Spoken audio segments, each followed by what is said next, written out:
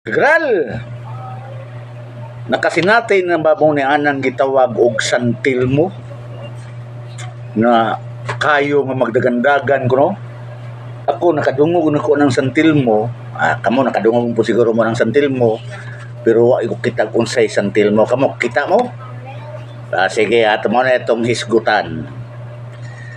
Kining santilmo sa English ni St. Elmo's Fire.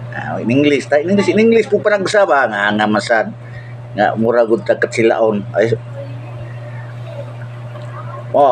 Kusbunta ang in English sa santilmo St. Elmo's Fire. Kini si St. Elmo mao kini si San Erasmo.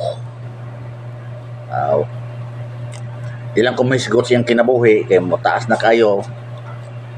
Ang kinilang St. Elmo's Fire may ato ang hisgutan. Kining si St. Elmo or si San Erasmo mao ni siya ay sukad pa niya una mao ni siya patron sa mga tripulante sa barko kanang mga nanaglayag. Dihay usa ka higayon nga naglain ang panahon, nagtawag sila panabang, ilang gitawag orong makatabang kanila sa ilahang paglawig kay galain mang panahon ang ilang patron nga St. Erasmo kana si St. Elmo. Tuod man sa ilang pagpanawag og ginabang ni St. Elmo, doon sila nakita nga usa ka siga diha tumoy sa ilang barko. Ang ilang pagtuo nga natubag na ang ilahang gihangyo pagpanabang ni St. Elmo or ni St. Erasmo. Katong siga mauto si St. Elmo, motong gitawag siya St. Elmo's Fire. Pero dili sa atoa ang binasaya sa St. Elmo santilmo man, dili sa atoa kung naay santilmo naay magsiga-siga, moingon dayon sila nga tao kuno na nga nagkundinar, labi na niya itong tao nga gipatay, gipusil, gidunggam nga nito ang niagas ang dugo diha dapita. Muna giingon la sa kung nadunggan nga ang kana kunong santilmo dugo kuno na sa tao nga gipatay nga magsiga-siga.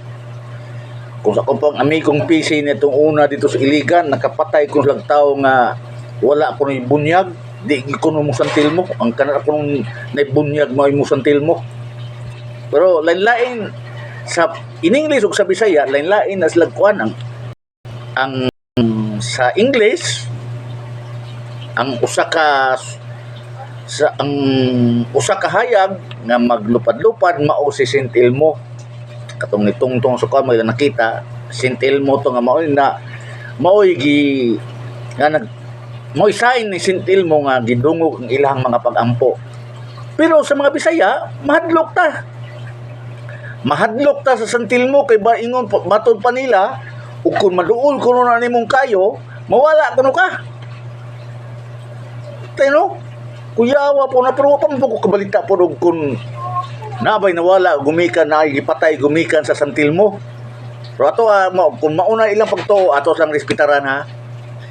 Pero dunay paliwanag ang sinsya ni ana. Dili nang sinsya nga tong silingan nimo ha. Sinsya kung sa English pa kay maghisgot mo tag Bisaya og English, kung sa English pa science. Ang kining St. Elmo's Fire or santilmo ang explicar ni sa science nga usa kanika natural nga hitabo sa kuryente sa atmosphere, sa kuryente di kuno na siya sa atmosphere. Kini siya makita murag asul ug violet na siga, kuryente di kuno na siya, may tabo na labi na og maglain ang panahon.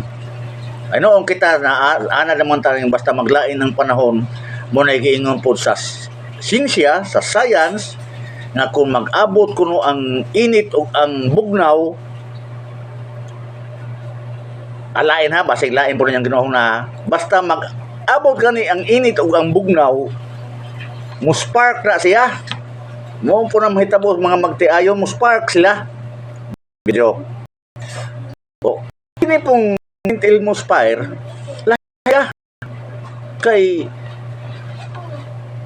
usa siya kasi nga ang siga man kay ang katong spark man to ang kining kilat kini siya siga ni siya nga ang kulor asol ug violet murag gasagol-sagol sagad kini makita sa palo sa barko, pako sa eroplano, sa antina, sa poste, ambot og kun nganong anak mo siya sa mga nay mga tumoy bitaw patong siya mao siguro na maigo siguro sa kuryente kanang giingon lang kuryente sa atmosphere usa na siya ka kan sa mo nay explicar sa science karon akong pangutana asa man mo asa may inyong gituhuan noon siyempre ang santil mo motuo ka sa sintil mo or sa santil mo kay lain man ni siya o explicar pero usaray kahulugan kay ang St. Elmo's Fire ang binisaya santil mo ang St. Elmo's Fire usa ka sign nga ang ilang mga pag-ampo gidungog ni St. Elmo apan sa Bisaya ang santil mo usa ka multo sa tao nga gikapatay. Kamo unsa man yung ikasulti kagral? Sige, i-comment dayon kung unsay inyong ikasulti bahin anang santil mo or St. Elmo's Fire. Katulad kagral mura kong natukan. Bye-bye, daghang salamat. Love you all.